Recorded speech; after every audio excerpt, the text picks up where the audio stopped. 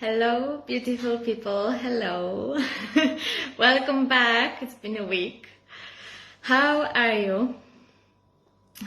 Today we will be talking about self-worth, a very important concept when it comes to our life, when it comes to our perceptions of who we are and how the life goes for us. So the self-worth concept is really important.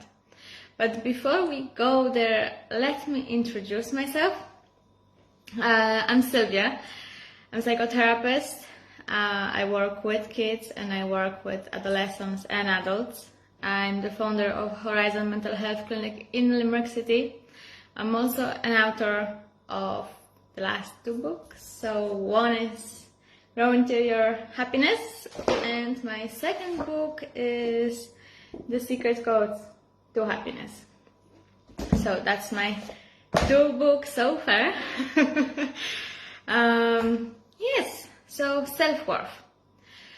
Why so many of us believe that they're not worthy? Why so many people believe that they're worthless? Where is this coming from?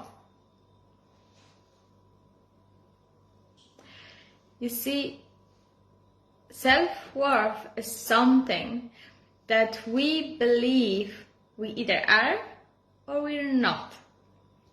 And it's based on that, whether we see ourselves as worthy, whether we see ourselves as worthy human being, man, woman, this projects out on our life externally. And this is based on that belief, we will build our relationship with other people. This is how, if we, whether we do or not see ourselves as worthy, let's say that's how then we will build a relationship maybe with our boss. This is how we will perceive our boss. Because if you're worthy, you will act completely different than if you would believe that you're not. And then you will see your boss as a completely different person, even though this is the same person. Again, based on how how worthy you feel, you will build your romantic relationships. This is how you will be a student, a worker, a mother, a father. Based on that belief, everything around it will be created. And whether you're aware of it or not, it still does the same thing. So, the question is, how is it that some people believe or some people see themselves as worthy and some don't? Where is the hook? Where is the shift? In many cases, and based on my experience with my clients, the self or lack self-worth is coming from our subconsciousness, and that is something I have been talking about on my last live. But today I want to really concentrate on the self-worth, because whatever happened to us, it's one thing. However, whatever we believe that happened to us, it's another thing. How we perceive it, it's another thing. So, based on all of that, we are looking internally, and then we decide whether we're worthy or we're not. So let's say you, in your childhood, you had parents who were not able or didn't have the capacity to meet your emotional needs. I'm not talking about physical needs like food, electricity, roof, under your head. I'm not talking about that. Let's not go to that extreme. But I don't want to not to acknowledge that at the same time.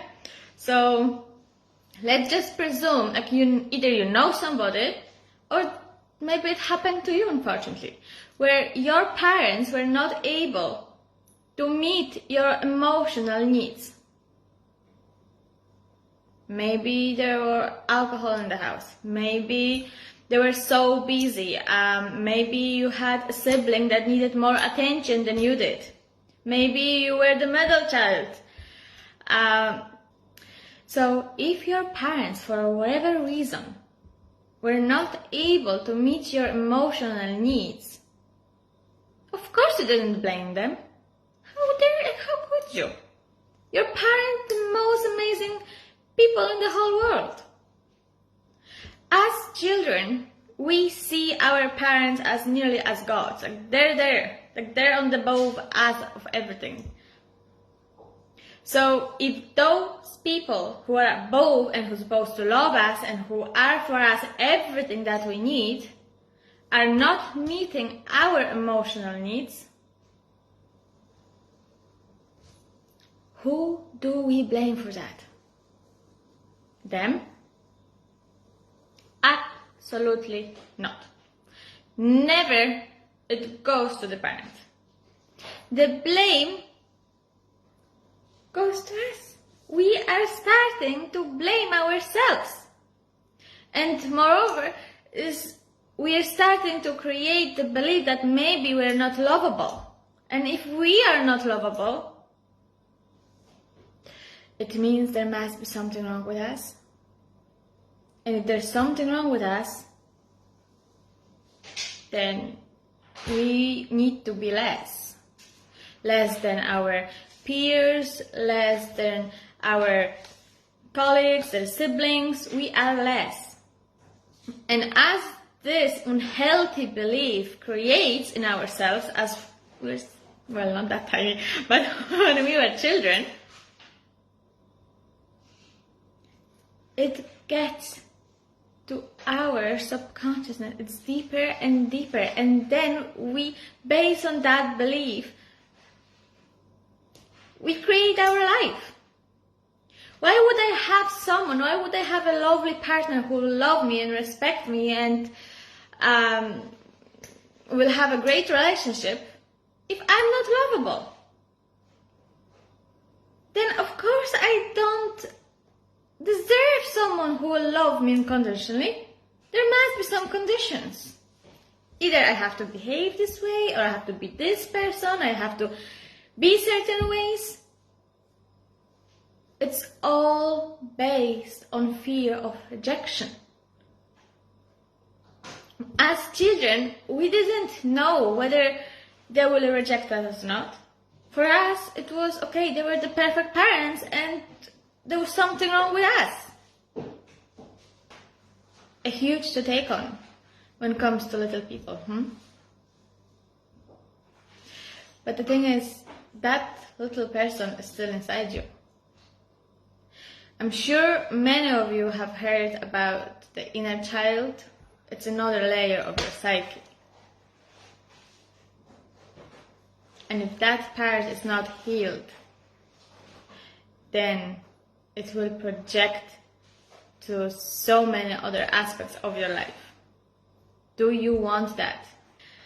Okay, let me give you another example of someone who might not have or might not believe that they're worthy.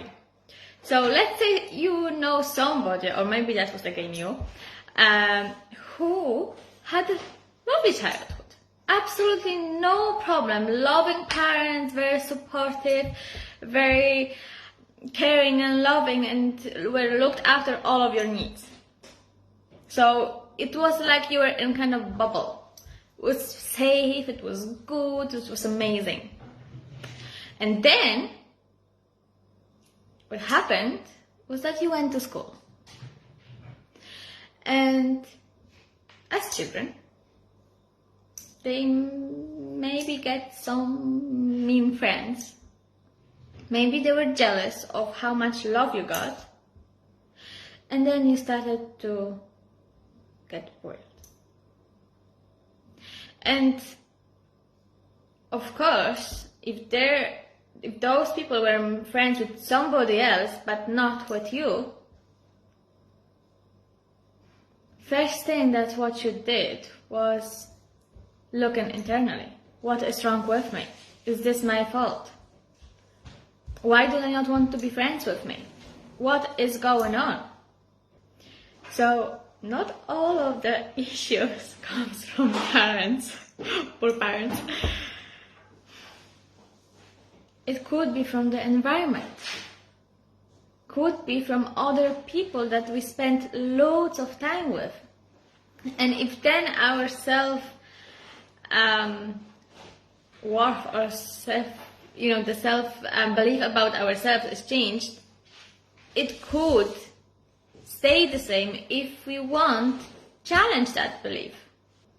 Another example could be that everything up to, like a late teenager, you had lovely life. Everything was good. You had loads of friends. You had good parents, a good relationship with your siblings. Everything seemed to be perfect. And then you met the person, you fell in love. Maybe you thought you fell in love. Maybe you felt like, maybe you were in the relationship that you felt like you couldn't get out of. Maybe there was some manipulation going on, and it's just created this fear inside you that you couldn't leave.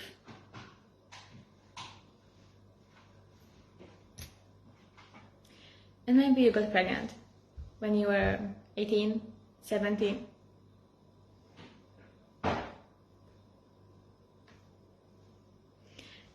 And then you heard all those comments about you, that this is it. All this judgment, all this negativity towards you because you got pregnant so young. Maybe some people didn't believe that you will finish your college. Maybe they didn't believe that you will have a career. And then you had your baby and you were thinking, oh my God, like I have another human being to look after. How am I able for it? Different aspects, different situations, different challenges of our life will create our beliefs about ourselves. It doesn't mean you don't have control over... you didn't have control what happened, but you had control, and you still have control. How are you going to perceive that situation? Whether what happened 15, 20, 25 years ago, will you allow that situation to come and affect your life today? That choice is yours. And if you're telling me, oh, I didn't really have a choice, this is who I am now. No. This is the illusion that you have created, that this is who you are. This is the convincement this is the belief that you convince yourself to believe that you are this person. But let's be honest. Let's be very, very honest here. Who you are today is not the same person who were there maybe 5 years ago. You're not the same person. You have changed. How many of you have this thing when you hey Maya, hey Kohana, thank you so much. So how many of you have this thing that you're sitting here, you have a coffee, and then you dwell on your mistakes, and then you say, today, if I could take the time back, I would do this completely differently. If I only could take the time back, I would change my life completely. Wow. I want to say, wake up. What about the time you still have? What about the now? Are you trying to say that whatever happened many years ago is still defining you, who you are today? If you're meeting new people, they have no clue what your past was. You do.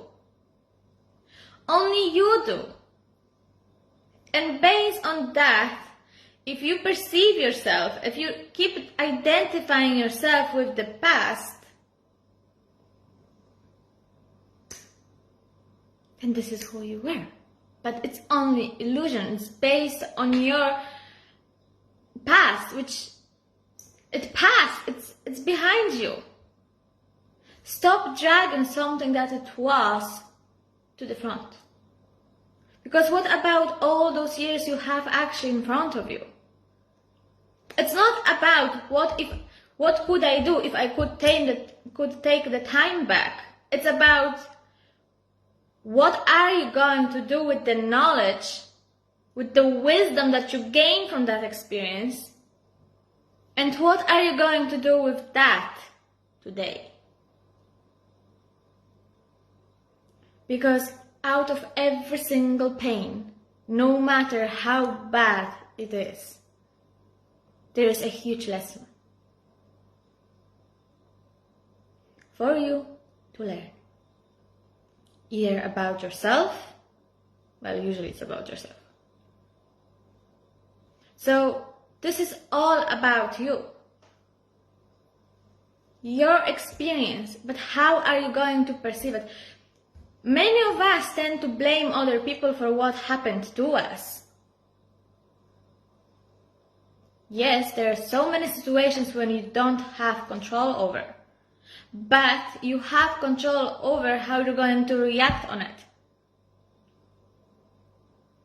Stop blaming your, parents, friends for who you are today. That's not the case. Back then, yes, you didn't have a choice. You just had to take it.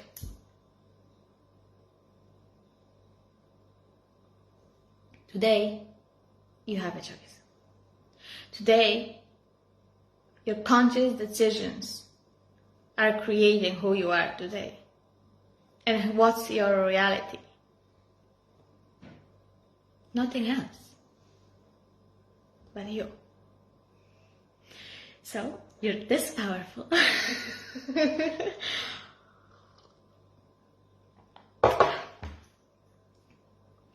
The thing is, many of us don't realize it. And we are living in the state of victim. We are living in the state from the past. We don't look ahead. We don't look internally. We don't look what is our potential and what can we be and what can we reach. No, we dwell on the past and we think what we could do differently if that didn't happen, if we could take the time back. We tend to do that. Yeah, we kind of tend to dwell on the negativity. How about the future? How about the now? You see, another thing that with the self-worth is we tend to create one rule for somebody else and another rule for ourselves. And for the rule for ourselves tend to always be so harsh, so judgmental, so negative, that all of the time we don't do much to ourselves other than self-worth, we keep putting it down. Why do we tend to put people on pedestals and ourselves so low? That doesn't help, build ourselves. That doesn't help us feel good about ourselves. That doesn't help us reach our potentials. It actually does the opposite. Then we start to believe that no, we can't. New job, are you crazy? Leave the one I'm in now. I can't, that's not for me. No way, I would never do that. What do you mean, just drop everything and go and chase my dreams of traveling the world? Are you crazy? No, you can. I can't.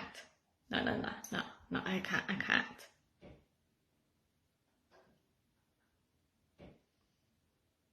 Changing my career? Hello. Wow. Oh, no, I can't. Are you not happy in the relationship? Okay. What are you going to do about it? Nothing. Sure, there's nothing I can do. Really?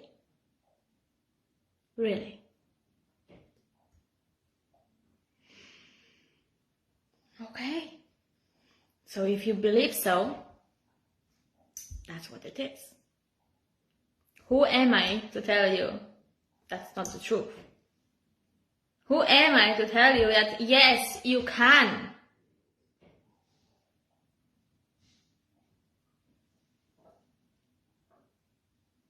You know?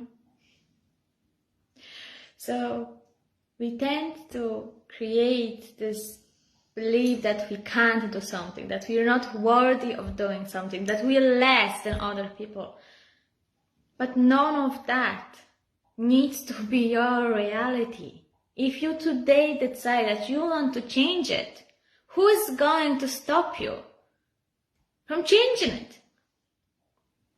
No one has power over you unless you give that power to them. Get your power back. Start believing in yourself.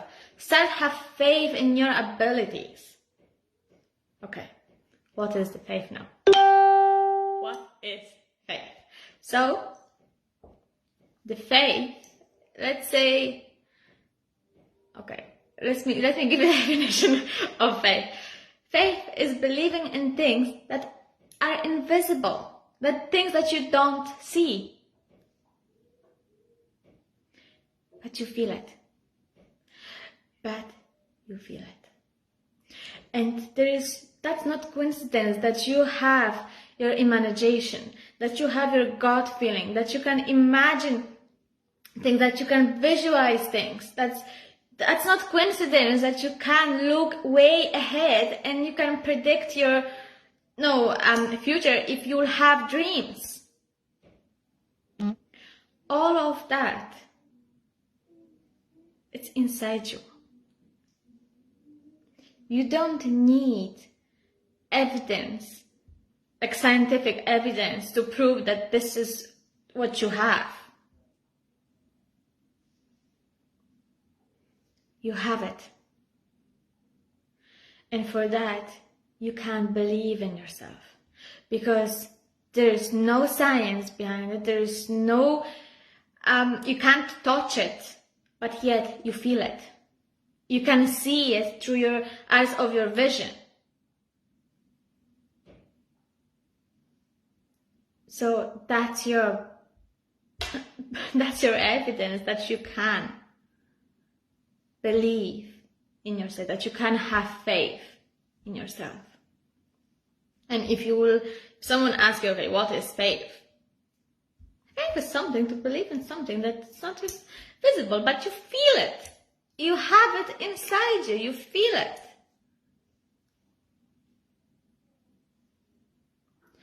And once you go with the flow of that mindset of I can, then the magic starts happening. Then you start to believe, you know what? Maybe I can. Or maybe you will get some courage from yourself, from inside. Many of us tend to look for external validations, which we don't really need. And even more, that's unhealthy to look for external validations, because that only put our confidence and self-esteem way down.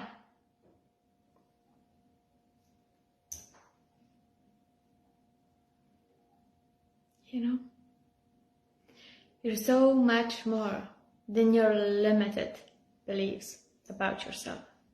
You're so much more than your past. You're so much more than the limited subconscious beliefs that somehow your past is now who you are today, and there's nothing you can do, and you can't change. You're much more than that.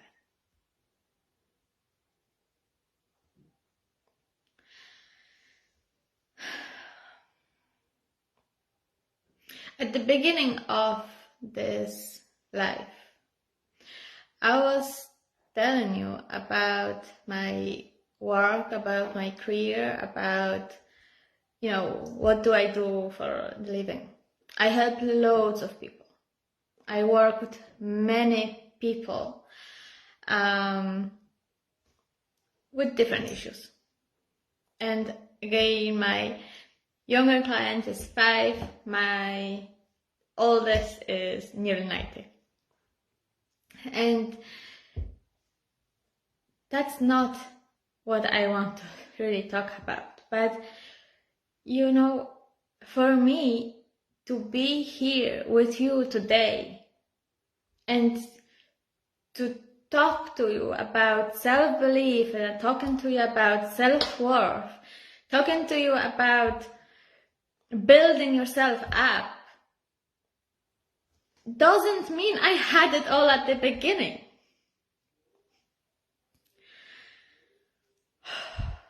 I don't tend to share things about myself here. I'm quite a private person,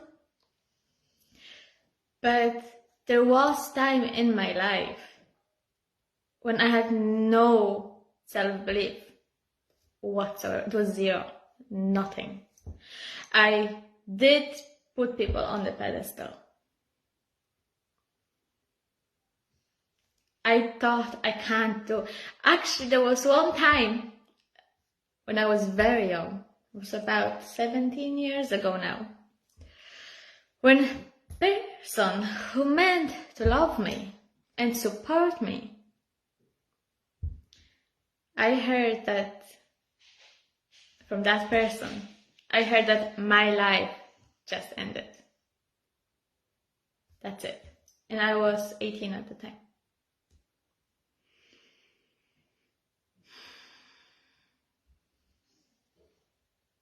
Talking about self-belief, trust me, I didn't have it. I was afraid as I don't know what. All this judgment, all these comments that I have heard, it wasn't easy to take. It wasn't easy to hear. It wasn't easy to know that those comments are being made and that people are talking. But it doesn't matter what happened. It doesn't matter what was said. What mattered was the promise I made to myself. I was 18 and I promised myself that no one ever will tell me how my life is going to look like. And I cried many nights and I cried many days, and I don't want to cry now.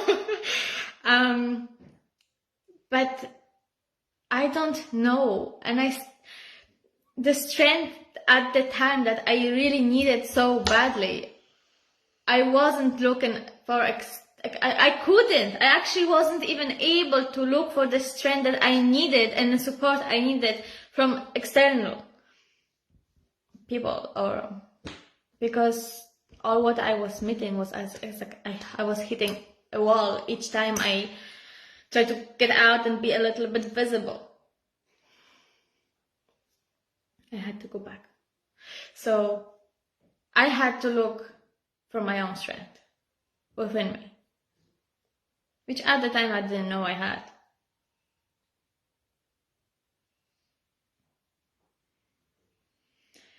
Yeah, you know, but if I learned anything, I learned that how you talk to yourself and how you perceive yourself is much more important than what other people think of you. That's what is the most important thing. Not what other people think of you, but how you think about yourself. Because you have so much more power about your life than other people. They don't. They actually don't have the power.